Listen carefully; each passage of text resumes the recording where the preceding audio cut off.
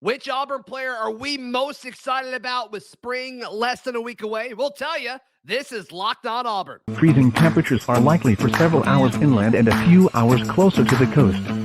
Yes. You are Locked On Auburn, your daily podcast on the Auburn Tigers. Part of the Locked On Podcast Network, your team every day. Yes, welcome on into Locked On Auburn, your daily Auburn Tigers podcast. I'm your host, Zac Blackerby. Thank you so much for making Locked On Auburn your first listen every single day. Happy Charlie Tuesday to all who celebrate. That means Charlie 5, Auburn message board legend, joining us today. And we're hyped. We are less than a week away from spring starting because it feels like Auburn's starting before everyone else, which I'm okay with. Hugh's just anxious. He's just eager to get out there, Charlie 5, and see what his guys have. But we wanted to list 5 guys, 5 each, so 10 total dudes that we are most excited about this spring. Sprinkle in a little storyline action, and away we go.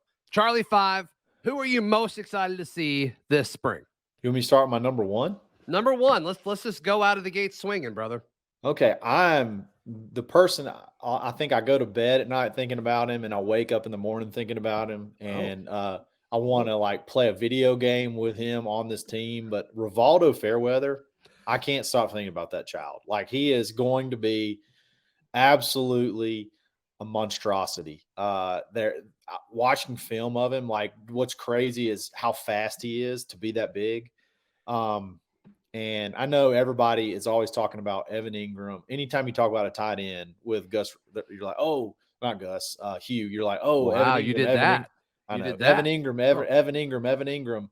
Right. But I think this dude is he's like the athletic ability of Evan Ingram, but he's way bigger. You know what I mean? So it's who do you even compare him to? I don't know. I'm very, very excited about that kid because we don't have anybody like him on the team. Yeah, and I guess just the overall faith and belief that we'll use him. Right? It seems like we've had guys like that we just didn't use in that way. Even dating back to JJ Pegues, even it's just these guys that are kind of gadget dudes or whatever. He's not Fairweather's not a gadget dude, but just guys where you could talk yourself into yeah, it's easy to be excited about this guy. And so I'm with you. That was your first target in the portal that you wanted. That's the first guy you went out and tried hard to get. So if that's the first guy you want and you got him, that's the one you had to go get immediately. Can't wait to see that. You think the timing of when guys make their decisions matter?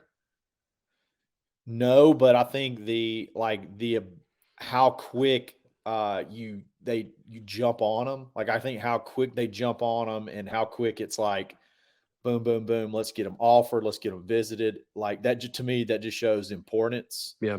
Which that doesn't mean that, a Gunnar Britton's not important. But this guy was a guy they went after literally when the portal opened. The clock struck 0 and they were after this kid. And that, I don't know, that has some significance to it. Early offers, early pursuit, that has a lot of significance to me.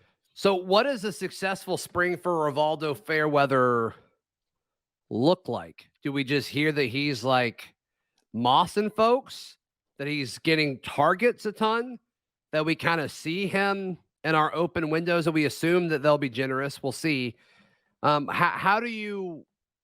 What's a successful spring for Rivaldo Fairweather in your mind? It's a great question. And I don't really know. I don't really know what the tight end looks like in this today's version of Hugh's offense. So what is it?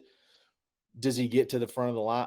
He obviously, I want to see him jump to the front of the line. I want to see highlights. I want to see some maybe get in a Auburn football Twitter video, like you said, mossing somebody. Yeah. And then I just want to see, I know 8 days just for show, but you want to see, hey, we're going to use, not only is this kid good, but we're going to use him, whether it be a fade opportunity in the end zone, throwing, it could be one pass over the middle for, 15 yards, or just a 3rd and 9 that he runs out and sits down in the middle of the field and they find him. I just want to see that kid who I think can be a weapon be used as that weapon. That's what I want to see.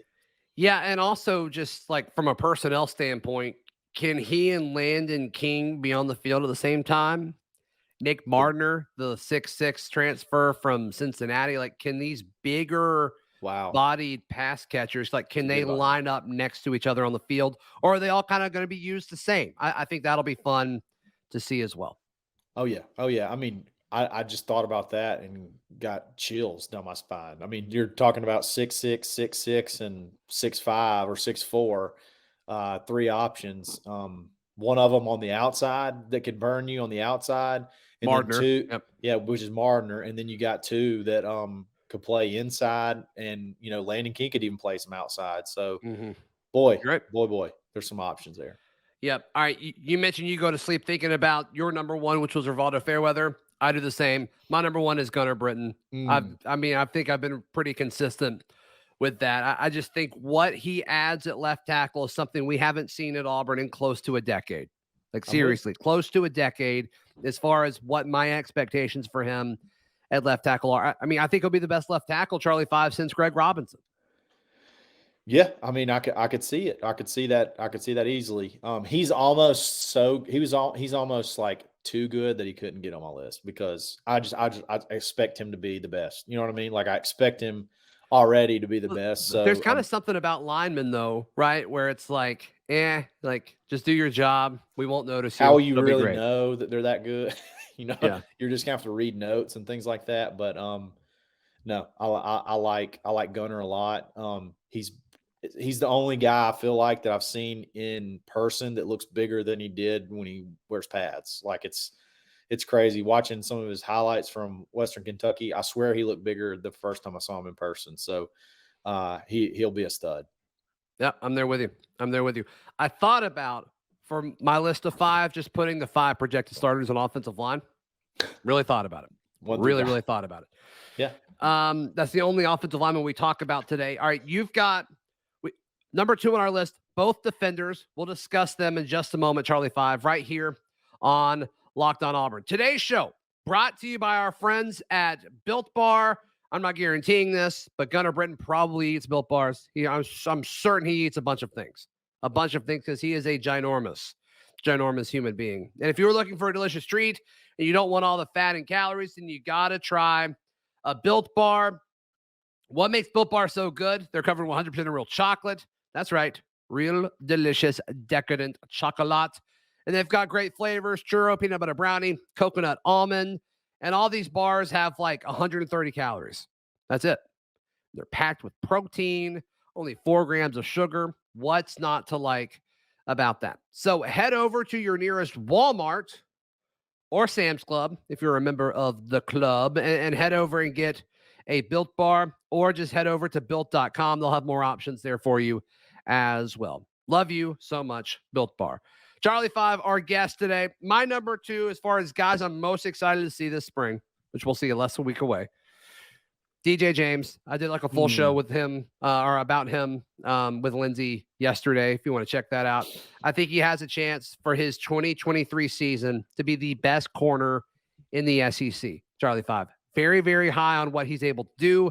Think he's going to need some help with the pass rush, but still very, very high on DJ James. So he's my number 2, just to see, like, can he do it? Can he continue to put it all together like we saw towards the end of last season? First round pick. I'm just going to go ahead and say it. I think he's a top 50 pick. Seriously. Like, and I don't think I don't think it's that crazy to say. I really don't. He's very, very talented. Very talented. My number 2 is a portal guy, another portal guy, DeMario Tolan. We were pretty bad at linebacker last year. We wanted DeMario coming out of high school. He's 6'2", 225, 230, whatever, can run. He played a little bit. He played good against Alabama last year, and we need so much help there.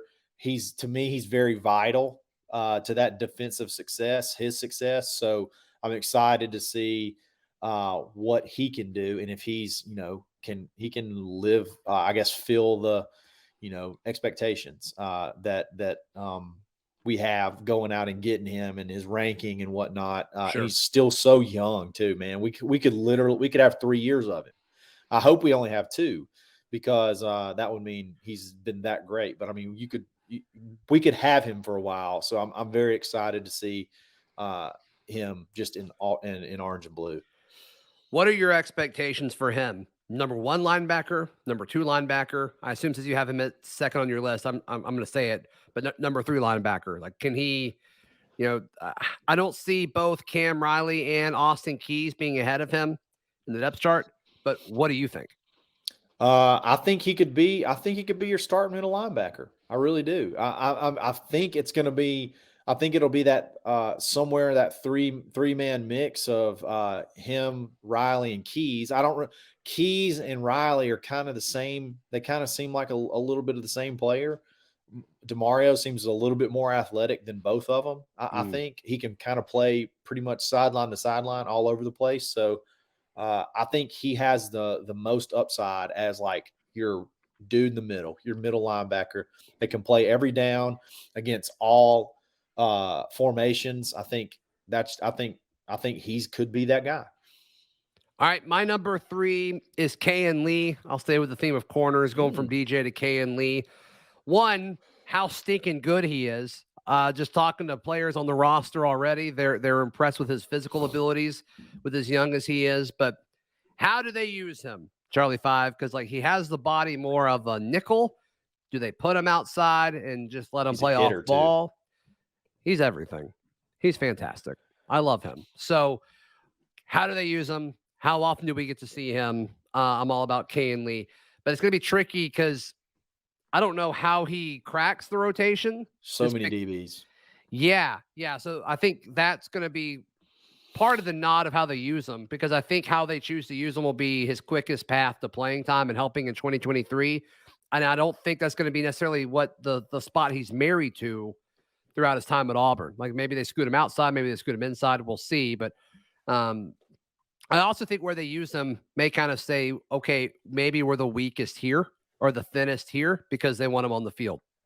Yeah. So we'll see. And it's going to be hard to keep that kid off the field. I say that, but there's the room is so deep. Yeah. But I think it's going to be hard to keep that kid off the field. And I really think he would be a fantastic nickel because he likes to hit and he's physical. I think he could be an unbelievable nickel for 3 years at Auburn. I think he could play for 3 years and just go. I mean, he's going to be good. He's going to be good. I think he's going to be what we thought Christian Tuck could be. Oh, great. I'm an athletic, rangy dude that'll knock the crap out of you that doesn't get lost during the play. And he can defend a play behind him. It doesn't just have to be in front. It doesn't have to be in front of him. He can defend down the field. It's like, the ball's in the air. I can react to it. I don't have to stop. Yeah. That's right. This guy's running past me. Let me turn around and run with him and not just. That's right. Yeah. That's right. Yeah. A little bit of anticipation goes a long way. Yep. All right. Who's your number 3? Cam Brown, man. It's time. It is time. You want to talk about mossing dudes? Like that's all we heard last spring. And then of course we hit him in the little closet like we always do. We have a spring legend and a fall, not a spring legend. We have a fall camp legend. And then he doesn't really get a chance to shine only a few times. And he does shine all those few times. He's got to be the alpha out there year 2. He's the only big bodied, like I can go just beat you for, just go beat you one-on-one. I can run by you. I can run through you. I can run around you, or I can jump over you. Like he can do all those. Right. Man, he's just to be so young and be so physically impressive already. Like, what is he going to do? Like I saw that, you see that video totally fake, by the way. The Seahawks guy, what's his name? I can't think. The Metcalf, where he jumps up and does the one-handed catch. Like I feel like he's got that type of athletic ability. He's that type of athlete. And who coached DK Metcalf at Ole Miss? I think that had to be. I know who recruited him. I know who recruited him there. That's right. Brother Hugh did. That's right. So he knows how to use those guys, is all I'm saying. I'm there with you, man. I'm there with you. My number 4 is a wide receiver as well. Is Coy Moore. I think he's a guy with a ton of talent. And I think a lot of wide receivers on Auburn's roster are talented. They just haven't been used in a scheme that has set them up for success. And I think Coy Moore can benefit from a lot of things. I think this scheme is going to open him up more. I think he's going to get more opportunities. And hopefully the passing game's better and the quarterbacks can get him the football. The protection should be better. Can Robby and TJ take steps forward as passers? Can Holden Geriner deliver the ball consistently if he's given the opportunities to do so? I think just as far as passing efficiency goes, like it can't get worse year over year in a new scheme, I don't think. And I think Coy Moore is going to be one of several wide receivers to benefit from this. But you talk about number one wide receiver capabilities. I think Coy Moore has it.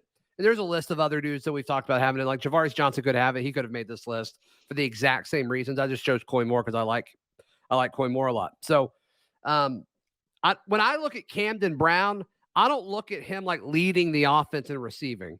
I look at Coy Moore or Javaris Johnson and saying, okay, I think whoever wins that battle and becomes the number one guy, I think that's going to be the guy who leads in receiving. Sure. And Camden Brown, I see he's like leading in touchdowns. That's what I see him. But Coy Moore, we forget he's only a junior. Like when we get these we've got these transfers in the past. It's been like 1 year and done. He was a sophomore last year in a terrible offense that could not complete passes, and he's got a lot of talent. Maybe that's that could be he could be your number one outside guy. Like he could be that guy. So I like Coy. And I keep forgetting how young he actually is. Like we could have 2 more years of this guy. So need him to definitely need to step up. And I'm excited to see him as well. Which player are you fourth most excited about for this spring? Big Daddy in the middle, big diesel transfer, Justin Rogers. You got like 1-2 years max out of him, former 5-star. We got to have that nose, that true, I don't know, we call it a zero. Is that what you call it? You got to have that true guy right there. Zero is head up the center that can eat up gaps. And this dude can eat up a ton of them. So I'm looking forward to seeing if he is going to be able to fit the billing of being that guy that can just sit down in the middle and then maybe make some plays here or there, but mostly just occupy a ton of space and create havoc. He's been able to do that at times. I think he had an unbelievable game against Florida last year. Maybe I think it was one of his best games. Sort of like progressive. He maybe wasn't that 5-star right out of the gate at Kentucky, but sort of progressively got better. So could this be his peak? Could this be the time for him to, really explode?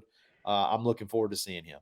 Could be a good situation. That battle between him and Jayson Jones is going to make them both better. There's no question about it. And I think it's great. You got the kid from Purdue as well. You got the Lawrence Johnson. Johnson. You got those three. That's some depth right there. Just head up on your center. Like, get you some. Yeah, and all of those guys, like, they may play fewer snaps, but those snaps you're gonna get so much more out of them. Oh, yes. What you need on the defensive line. So imagine starting off at center, and you start off with a Jayson Jones or Justin Rogers. You rotate, then they rotate in the next series, and it's the other one, and then you rotate. And they're in the next always series. Fresh, while the center is like Lawrence Johnson. And you're like, right. You don't get under 315, 20 pounds, and it's just barreling down on you the whole game. It's got. Well, also if you're a center and you've got to do the mental side of like who's coming with this new Ron Roberts defense of like you're exhausted because these 300-pound men are beating you up, and then you're also like, is DeMario Tolan coming behind him? Is Cam Riley coming? What's Austin Keys doing over there? Can Lawrence Johnson slant in? Marcus Harris? Well, oh my gosh, he's lining up closer to me. What does that mean? There's a lot of things that these guys are going to have to process when they're tired, and when you're tired, you make lazy decisions. And so that's why you got 320 leaning on you every single snap. Yeah, while you're tired making decisions. That's right. That's right. All right, we both have one more player each on our list. They're both offensive players. One is a newcomer, one is not. We will share what we mean by that in just a moment right here on Locked On Auburn. Charlie 5, it's 2023. Can you imagine not using LinkedIn Jobs to hire people to be on your team? I cannot. Everybody's got it. You got to do it. That's right. That's right. If I told you that there were over 800 million member profiles that you could push your job out to? Would you say that that's a lot? I like my odds. Yep. There. 875 million to be exact. Holy cow. I know it. I know. You can identify qualified candidates on LinkedIn Jobs and you connect with them fast. And Charlie Five, this service probably sounds like it costs a lot because it's too good to be true, right? Yeah. Seems fake. It's free. Wow. It's free. All you have to do is go to linkedin.com/lockedoncollege to post your job for free. That's linkedin.com/lockedoncollege. Terms and conditions apply. My final person on this 5-man list, Brian Battie, the South Florida transfer running back. We all know Jarquez is the dude. What happens after him? Little interesting. And whenever I write off DeMario Austin, y'all load up my comments section, and I got to be very clear. I am not anti-DeMario. I just don't know where the touches are. I just don't know where the touches are going to be. And I think Jeremiah Cobb's too special of a player to keep off the field, regardless of him coming later this year. So very excited to see how they use Brian Battie. Very excited to see him in the return game. Very excited to see if they throw it to him, and also if we hear about him in blitz pickup, what exactly that looks like, because I think that's something I actually question on when people talk about him being a third down back. I kind of wonder if he can do that. Not a big dude. So, yeah, just the usage of Brian Battie. That's something that gets me very, very excited. He would have been higher on my list, but the things that I'm excited about him, I don't feel like we'll see a lot of from spring, and that's in the return game. And I think he's going to be an absolute phenom returning kickoffs. I mean, in A-Day, they do two-hand touch. So, like, you're not going to really get to see it. So, that's the only reason he didn't make it higher on my list, but he's going to be fun to watch. He's a great ad late. Dude, how about with the first time you and I talked about him, we called him Battie. Brian Battie. We didn't know. Didn't know. Kind of like it still, but it is what it is. I think you build it as he's a baddie. So what was the bigger whiff? Us calling Brian Battie Battie, or us saying Jalen Warsham's name is Dazzlin? You did that show with me, didn't you? Yeah, I think I did. I think you did too. Dazzlin for sure is a bigger miss. Dazzlin and Dzalen is two wildly different, wildly different. Battie and Battie is not that far off, but that Dazzlin and Dzalen, that changes a lot. Yeah, you're right. You're right. We did a full segment on how great his name was, but yeah. All right. Who's your number 5? My number 5 is Holden. And I think Geriner. I think this is a very crucial spring for him because you're going to have Walker White and Baby Goat hot on your heels. You've already got talk of possibly bringing in maybe a spring portal guy to, either lead or whatever. You got to show where you fit in the future of this room. This is you have to step up and you have to show that, hey, I'm not just a roster spot until y'all get who you need. And then you can cut me loose. You gotta show out. And I think he has, I think he's probably as far as just pure arm talent and passing ability, I think he's probably the best quarterback that's in that room right now. So, from that standpoint, does he have all the other tools that it takes to be successful? I don't know, but I think I'm excited to see where he is, where he is right now. Where are you? What's your trajectory? I'd love to see him be able to, get some good, meaningful snaps with some, maybe some ones or whatever, and just kind of see where the kid is right now. Because I think this is a monumental spring for him. Yeah, I think we probably on this show, we probably should have talked about Holden Geriner more because I think there's a real chance he can beat out the other two guys right now with what Hugh Freeze is looking for. And I think the messaging that's out there. So let me ask you, out of 100, right? If you had to give percentage points to the 3 quarterbacks as far as who's most likely to be the first to trot out on A-Day. Yeah. How would you divide it up? Okay, so who do we have? We got Robby, TJ, And Holden. and Holden. Hank's not here yet. He's not Hank early. Brown's not coming till summer. Yeah. Okay. And then So- obviously the portal period's in May. So you're not going to have that. You probably got Robby at 60 and the other two split 20-20. You think TJ's 20%? If that. Okay. I'm not sure how. I mean, we've all heard what could possibly happen in May. Does he even really want to still be here? Like, I don't even know. I mean, if I'm not going to be totally shocked if he doesn't even go through spring practice. I think he would be dumb not to. But how does that look? So, I think it's Robby one, and then the other two sort of battling each other out for the 2 spot to get a little bit more reps. Yeah. I think it's closer than you. I'd give TJ like 10%. Okay. And then I would, I don't know, 50% Robby, 40% Holden. That close.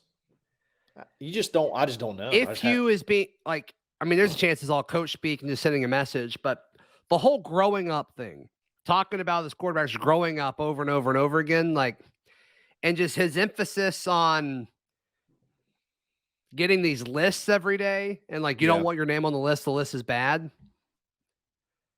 TJ and Robby, their names are on the list. Yeah. I don't know about how frequent, but like, I'm sure that's happened. I know it's happened. Yeah. Holden, sort of quiet. You don't hear a whole lot from that aspect. Mm-hmm. So. Yeah, like if I had to bet whose name was on the list the least, like I would say Holden. You're probably right. How much does that matter? Obviously, you got to go out and win the job. Like physically, you've got to go win it. But I think he's got the ability to do that. I think I think I'm right there with you. I think so, and that's why I'm excited. This is your spring, bud. You gotta sack up and let's go. After 8A, there's a very real chance we could be doing, a winners of spring type show or whatever, and Holden's the winner. There's a very real chance that happens. I could see it happening. See it happening. Yep. Hey, tomorrow on the show, I sit down with a guy that you just mentioned a few minutes ago. Walker White comes on the show. Yeah, let's go, very, very impressive young man. Very, very impressive. I guess he's 17. Like he doesn't talk like he's 17. That guy's got his life together. Very, very impressive. So be sure to check that out. And kind of walks us through his recruitment in a way I'm like, oh, very, very interesting stuff as far as what all went into his commitment and things like that. You don't want to miss that tomorrow. I can't wait for that. Yeah. Charlie 5, how can people check out everything you got going on? Absolutely. Find me on Twitter at _Charlie_5 in the Locked On Auburn Discord, on the AU Live, the corner message board, or Monday, Wednesday, Friday on the Dad Bod Golf Pod. You can follow me on Twitter at Zac Blackerby. You can find all my written work at auburndaily.com. We'll see you tomorrow. This has been Locked On Auburn.